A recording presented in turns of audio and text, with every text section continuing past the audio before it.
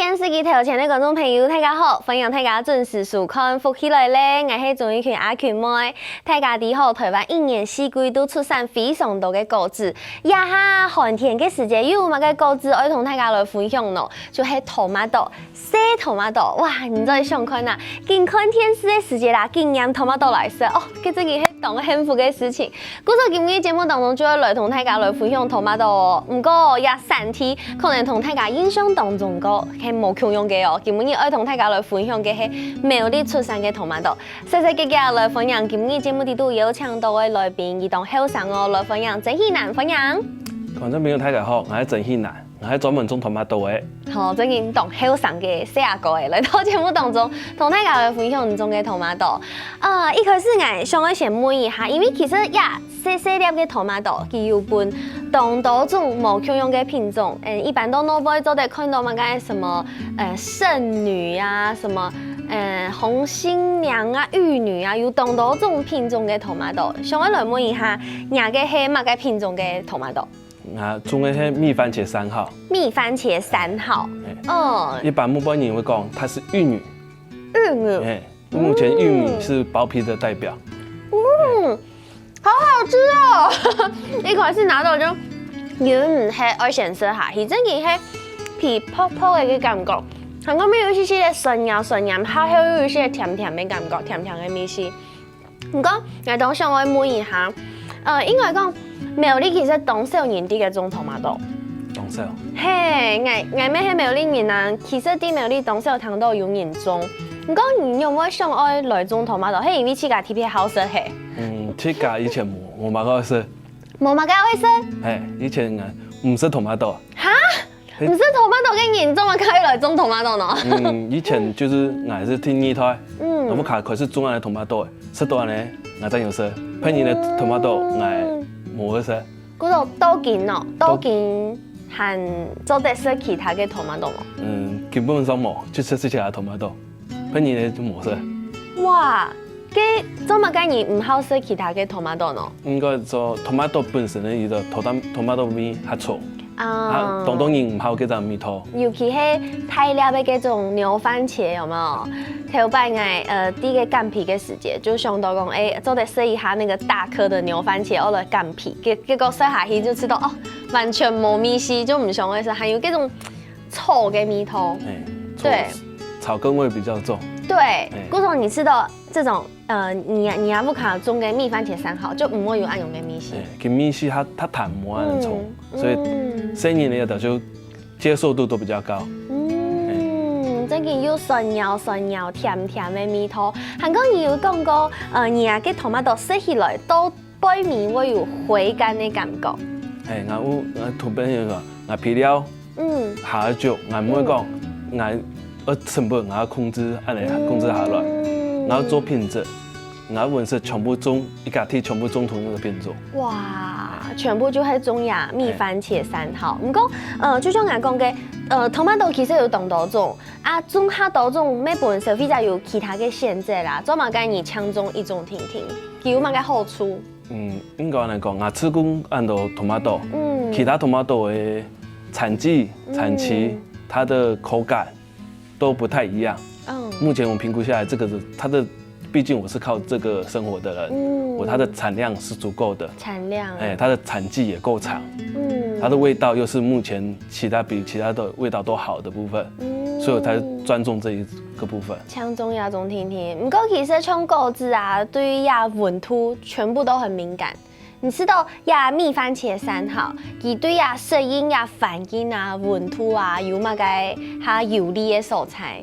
本身我種係還有一個問題，佢寒熱佢很重嘅的，冇像一般的泡皮嘅土馬豆，佢燙熱佢我冇辦法種，佢我品質我冇問題，皮瓦盤甚至食還唔講完風。真嘅呢，你看亞下我看到嘅土馬豆嘅色，全部就有那種已經橘紅到，就是真的很紅很紅，像辣椒嘅色形容，它是很紅的顏色。也係亞品種佢本單嘅體型係。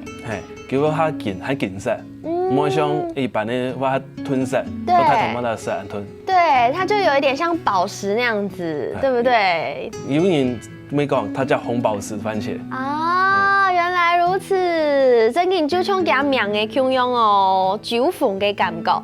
唔过吼，像tomato 亚只时节太出，生来佢开发嘅时节係乜嘅时节？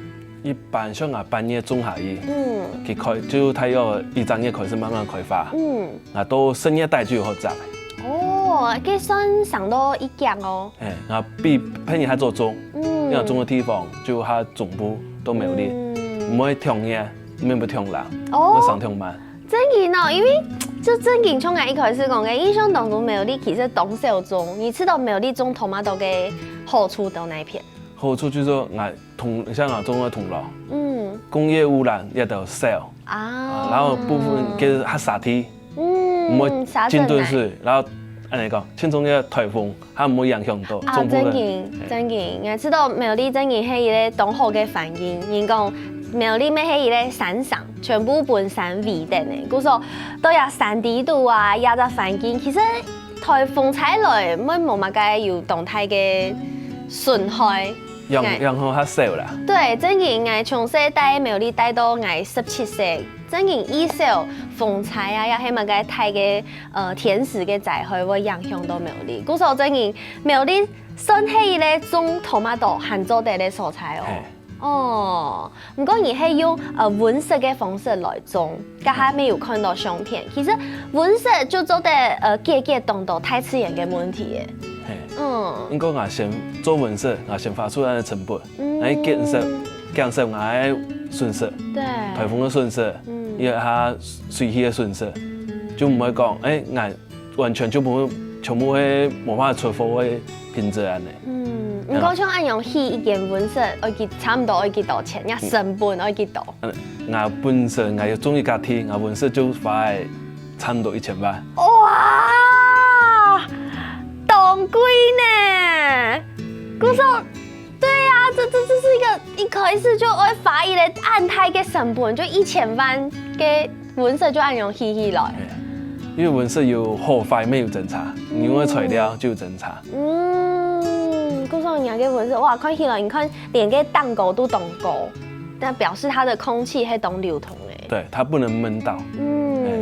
貼到你就當我有병蟲，有得我就來嘅。韓國人看人嘅 tomato 係本地，香港送按用台嘅。結果你人工按嚟拆，一般因為用苗嚟做，用按嚟做，變咧我品質我就一記性，我上意，我唔會講我要多差吧，我過多，然後品質冇問題。按用應該要採嘅時間咩較好採？我做得不用一袋，不用一袋，你最舒服的方式去採。我唔會講你我輸掉的嚟炸，我就不會動大一炸。嗰時候你要控制呀，tomato 佢上嘅高度，差唔多都壓片，按用人就唔是按辛苦採。安尼我要半夜下來炸，就唔會講按辛苦都炸。開放人來炸嘅時間就較好炸。唔過除咗呀以外哦，溫室地度你可能就減少誒佢做啲高發嘅機會，因為大家啲一般農作物全部都會高發，全部都會授粉啊。跟你到溫室地度，你要用嘅本佢高發咯。我以下要用到荷蘭的雄蜂，含愛貼片對荷蘭聽落就錯嘅。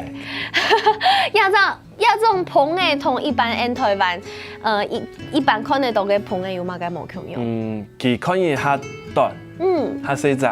我書上有相片，可以皮當定一下嘅感覺。也佢配合你佢太陽嘅一張嘢左右嘅，佢就開始慢慢的就死嘅。哈，嗰種幾張都係上一兩嘢聽聽。對，差唔多。啊，一兩嘢你也咩係成本啊？也一隻棚誒。算一來，一隻棚嘅太陽100個元。韓國一兩嘢就會死掉。然後又要重新驗。哈，跟你按用划得來嗎？按你講啦，一般人室內番茄，你沒用佐果劑，就要用棚誒。然後我冇用到台灣嘅棚誒，一隻棚誒工作效率是台灣棚誒40倍。哦，40倍哦。然後佢溫室本來就裡邊還會少，還少呢？佢適應的溫度比較寬，哦，佢對溫度冇咁敏感，韓國佢做勢嘅效果啊，比一般喺台灣普通看得到嘅棚嘅還較好。古時候看吼，也係後生農民就有按緊嘅頭腦，做得有模有樣嘅方式，本自家嘅農產品做得還較好。先休息一下，等下再嗰陣來。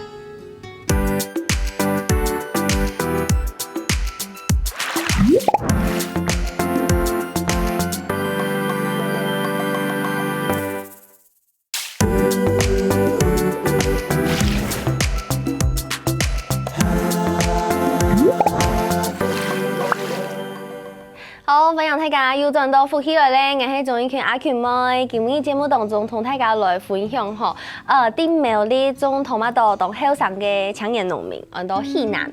韓國而家有講到吼，佢為到愛種嘅토마토啊，佢投入嘅動態嘅成本都入嘅農業地度，都入嘅溫室地度，除睇下溫室花太多錢以外，棚也沒花太多錢。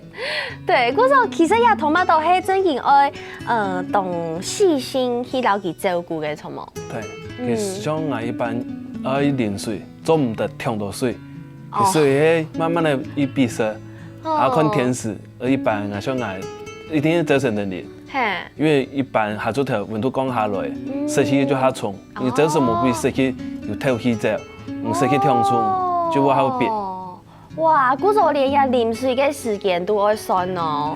啊，看天時。哦，看天時，可能睇冷嘅時節水就做唔得淋太多。落雨水又做唔得雨。哇，嗰時候也真係要凍到烘悶到地度。唔過吼，福喜來咧也今本日咧節目單元啊，全部嘅節目單元，輕鬆有趣來同大家來分享共生農民啦。大家去拿到토마토嘅時節啊，想到應用嘅托裝做得托到好色又品質好又齊嘅토마토，今日就來請專家同大家來分享哦。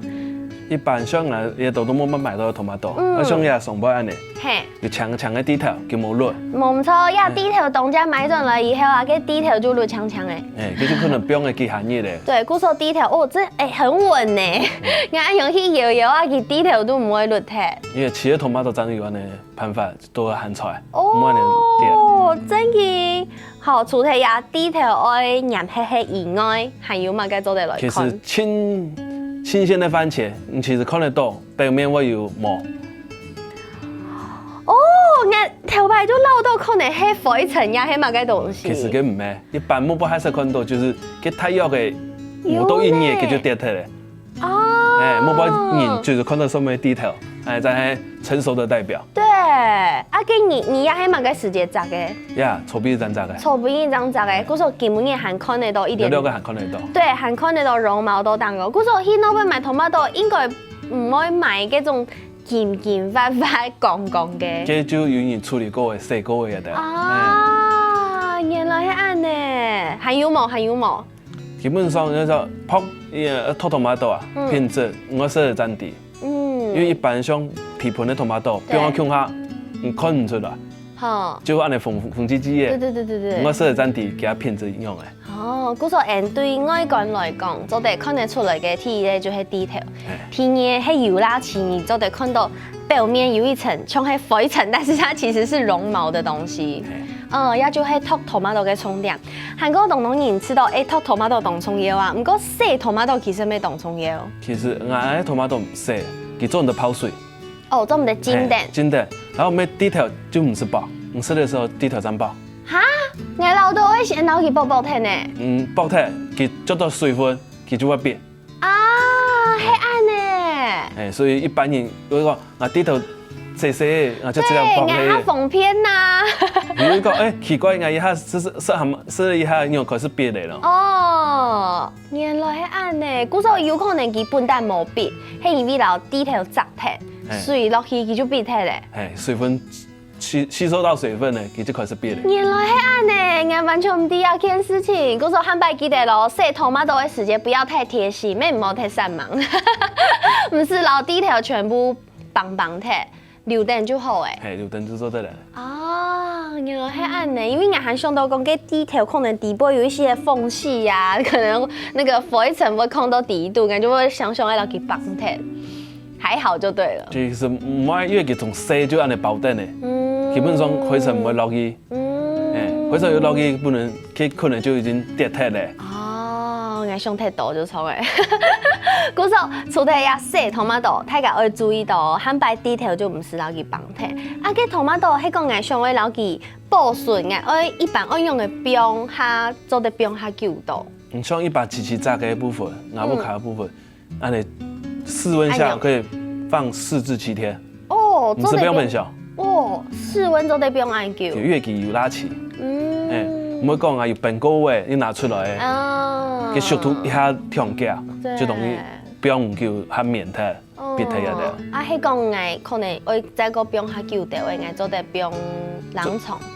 冰本上做的。冰本上。因为我本身冇安尼本高，我研下本高个，本来20年很懂好食。哦，真紧哦！啊，个因为一般人买tomato啊，要去买果子，个虾贝全部就动态。啊，爱做的老去冰冻爱去甲个虾贝底度按用保存哦。尽量买，因为我做安尼虾的就会，一般人说啊，出个老的就安尼推就好。唔过叫我热到，然后安尼压蛋，等于说数量通多，其实我压个别脱，因为皮泡重量重，压蛋下压个别脱的就不用久的。按用就不用久，故说建议大家呀，tomato 迄讲要冰较久的话，呀，係唔係先唔好洗，先唔好洗。因为我说一道再洗一道。要冰久，这切不中就洗。哦，故说佢浸到水可能就會品質會很卡，就會變態，然後就冰嘅。哦，啊，迄講要冰到冰箱底度，就用粘蛋而買果子嘅蝦味就好誒。你只要冇俾熱到就做得嘞。啊，不过像呀，哈白底度可能有上时会有那个有点像水蒸气吧，就是会湿湿，按用有相关冇？基本上也，它上面有空诶，叫气会透着。然后本身呀种盒子有做过处理，它是防雾，它基本上面不会有这种状况。真的哦。这还特殊去选这个盒子，不是盒子是随便叫随便，这些都要去观察。啊，故说其实呀，那种农民真嘅係。懂用心，连呀种个虾贝全部就有透过，故说买进来，虽然它有点占空间呐，有可能tomato存一般唔多诶，不过含迄老虾贝留等，按用变到冰箱底度，tomato 当做在保存的都含较久度。不过一般像去那边摘tomato，要去讲买tomato的时间，有上时会看到个tomato有闭头。就是你第个看到tomato 眼看到的时间，可能就闭脱了，也可能係乜嘅原因。甜食每个人查，容易甜青蛙就给水分它稠，越给皮泡，给空气中的湿度越高，它的这个裂果率就越高。哇！我曾经的裂果率是，我可能摘了100个，那一般係全部闭脱咧，脱脱咧。那應用個啥？個我因為做品質咧，我也損失我去搞就有辦法。啊，佢呀鼻涕咧，其實鼻涕咧，啲現場還係做得食咧。它只要不發霉，它都可以吃。還是可以吃的，還是可以吃的。只是你為了兩個品質，你要出貨出去本太干，聽說也就會自己吸收掉。甚至你說做一些加工食品不過這部分還在測試當中。必總講喏，做得做嘛該加工品。像番茄乾。番茄乾是也係今年帶來嘅呀。帶來。這個是番茄蜜餞，是不是？哇，也係用嚟做同大家來小結一下。就 tomato 拍找來，然後用麥芽糖去做。好香哦！好好吃哦。一般我不會看某個都按番茄做乾啦，做蜜餞的。因為它的成本太高，因為它烘的時間水分多，烘的時間蠻長的。對耶，按用要拍幾久啊？基本上，它大概要烘大概4個小時以上。4點鐘，韓國人知道 tomato 蜜餞，吃起來嘅味道很不一樣哎，它有一種很特別的香味，同色起嘅 tomato 嘅蜜係係完全冇變，而且好香哦，還有一點點像梅子的味道。這麼講，我裡面根本沒有加任何，我只有麥芽糖跟番茄，其他的加工任何其他的食品添加劑都沒有加。好好吃哦！嗰時候你必睇嘅果子，你就做得再個運用，拿來做按用嘅蜜餞這個東西。除了做蜜餞以外，還有其他嘅方式做得來運用。像個必睇的部分，你做得細細的，不用冷凍，做料理的时候都用，做番茄汤啦、番茄炒蛋啦，全部都有用。洗头马豆做得拿来炒番茄炒蛋哦？做得啦，不过成本较高音啦，一般人唔会用安尼啦。对，按用唔会太甜嘿。唔会，因为一般人用太头马豆煮的话，有时候他加头马豆椒，我就用加糖。对，哎，也完全唔是。真嘅？哎，真的有安尼，啊，切个乌卡色全部没安尼是。哇，我还蛮熟悉个用洗头马豆炒嘅头马豆卵呢。我不会省很多啦，我不会按你做法给成本一高诶。你去讲你唔好食头马豆，给用嘅头马豆炒卵，你为什么？安尼就会省你啦。真的呀，假诶，因为爱食头马豆炒卵，爱就省卵甜甜。可以话，用牙就省夹卵，你头马豆一天冇夹诶。对，你不卡给你就会食。喂，夹到不食。懂贴片呢，我忙食看过唔好食头马豆，韩国又种头马豆这么矛盾的人，不过虽然很矛盾，不过佢咩讲出当到种东西嘅心得，爱同大家来分享。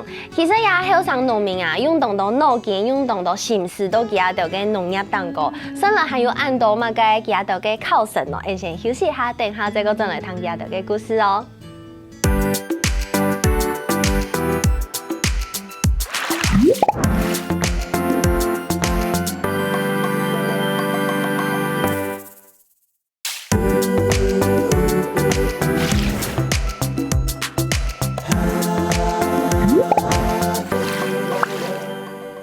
好，欢迎大家又转到福起来咧，我是钟意群阿群妹。今日节目当中同大家来分享吼，对苗栗来嘅种头马豆嘅青年农民喜男，佢可以同大家来分享佢种嘅头马豆。刚才有讲到佢花嘅当到心思都加嘅头马豆甜地度，不过我还想来问一下哦，你同大家来分享一下一年四季啊头马豆嘅成长的过程係样板。你说哪部分啊？半夜中。深夜带就有好炸。半夜中你迄种那边买。我同你买羊诶。买羊诶进来。因为羊诶佢还要做过处理，佢加高诶，佢带下迄一般的吊菜诶。哈？用吊菜也夹呗？哎。这么特别？古说你迄买好用吊菜夹好给羊诶来。哦，好特别哦。因为安尼佢耐病菌，有一些病菌它可以耐。它就抗一些病菌，它就不容易感染。古说半夜咧开始种下去，然后到深夜开始炸，炸到6月嘞，隔年6月。10月才到6月，很长哎。对，我们的管理方式会不一样，所以我摘的时间也比较长。也同温室应该没有关系。基本上温室的差别一定有。然后一般人基本上我冬夜佢冇做。佢太阳诶，中秋节过后再有种，种诶太阳深夜开始炸，炸到太阳3月开始，就差不多冇咧。古说你按用整个产季做得对深夜一直到6月咧，比你还长。哇，真人长久呢！古说其实用按用嘅方式，真人完全太提高人嘅出产嘅量。每本树叶含卡多，韩国每本当然好食头马豆嘅人做得啲无空嘅时间，没食得到头马豆。一定有啊！产季拉长，客人享受的时间就比较多。对，故说人嘅田园地度、农业地度，其实没有本太家做得开放来摘果子。有啊，我有本人来研合摘。然后我们介绍我头马用来做，我特别有卖嘅，我用我方式种，我做马用来做。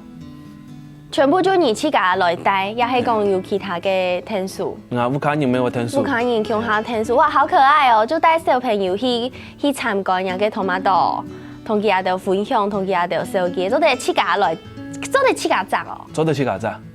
其他的都会摘嘿。我会教其他人用摘。一般像我不用说，我摘头马豆用剪刀。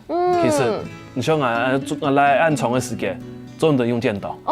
做乜嘅做唔得？比如一只特片嘅，剪刀剪你，佢上面有带病菌，到隔壁就这样剪你。就切到诶。就切到诶。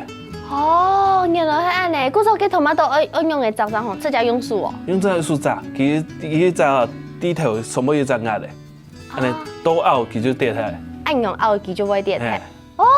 原來係安尼。古時候用樹拗就做得。是啊，多人說用樹就做雜嘅，講用樹就做雜嘅。比比拿剪刀还好做。对，还较夹。拿剪刀数还会有一些的牛嘛，用数按用。速度去噶。对，故说用数按用就做得拗下来的，哇，很特别。故说迄个天视机条前的观众朋友，想要来参加呀，采头马豆、摘头马豆呀，发通按用的同意报名哦。基本上我们家都没有预约，其实我们在产季的部分，我们都开放客人来采果。先从去就做的。做的。啊，多年嘅发咩做的？因为我总共有6栋纹饰，因为家庭有6栋是不是？好多哦。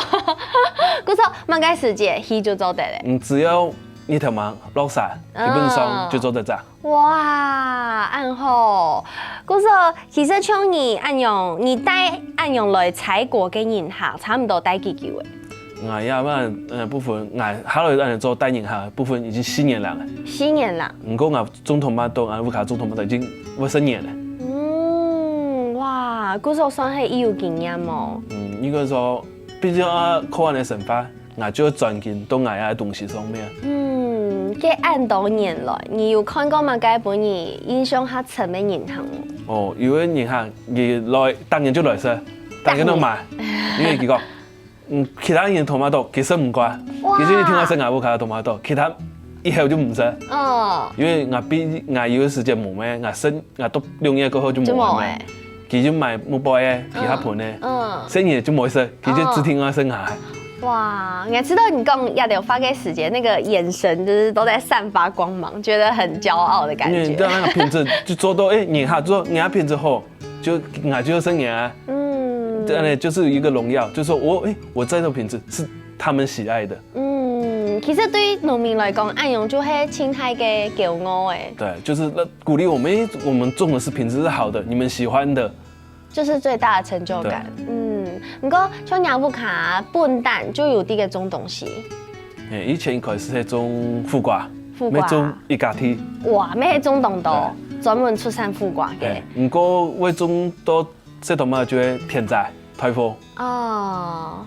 颱風來冇。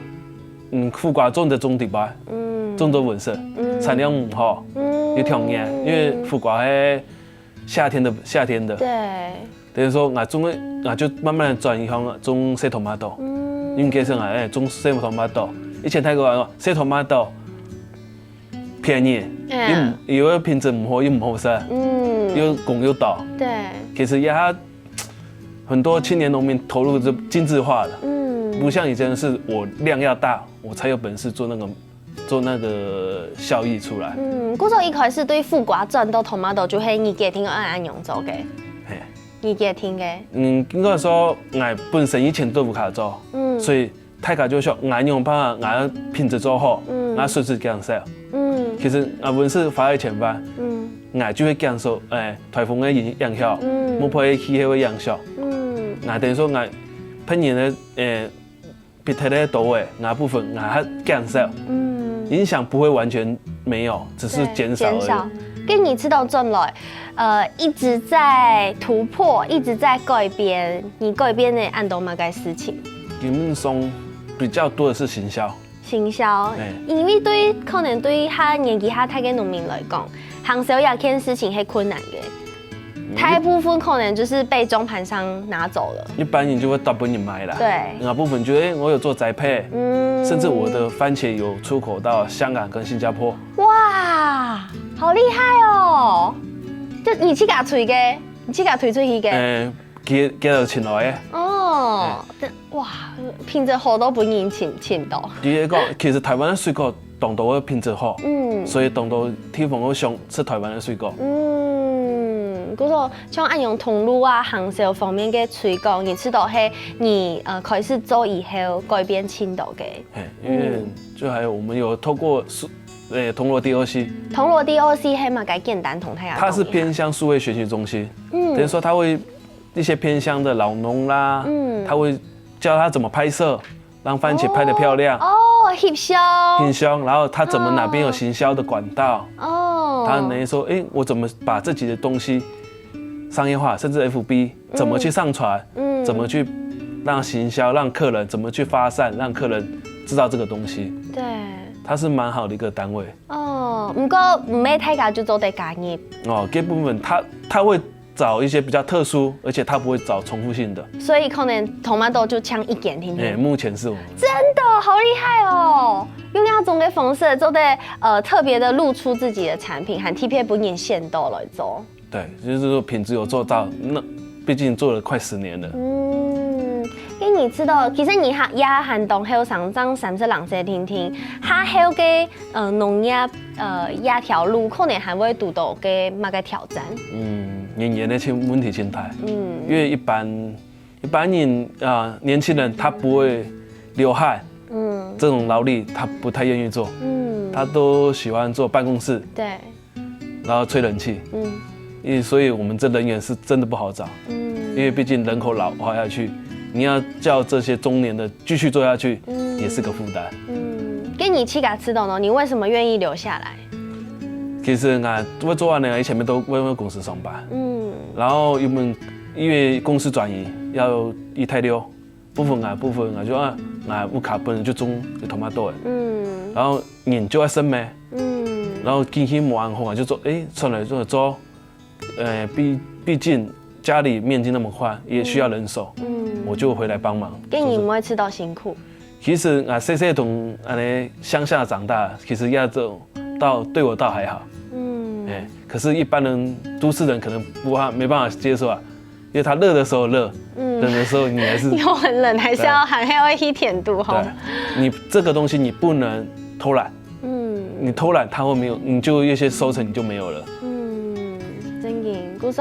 其实看到像希娜安尼，同大家来分享佢自家种东西嘅故事。虽然佢讲冇乜嘅辛苦，不过会用想出啲嘅。佢每大摆坐到入样旁地度，挨做啲菜人戲，挨做啲啲啊访问大家，做啲同大家嘅故事。不过也就係佢也就同佢也就一般嘅想法完全冇共用嘅。故事非常羡慕佢咁樣來同大家來分享佢嘅故事，羡慕希娜，謝謝。每想問各位電視機條前觀眾朋友嘅收看，我記得我來支持台灣嘅農民哦。休息一下，等下聽運動先生來做運動哦。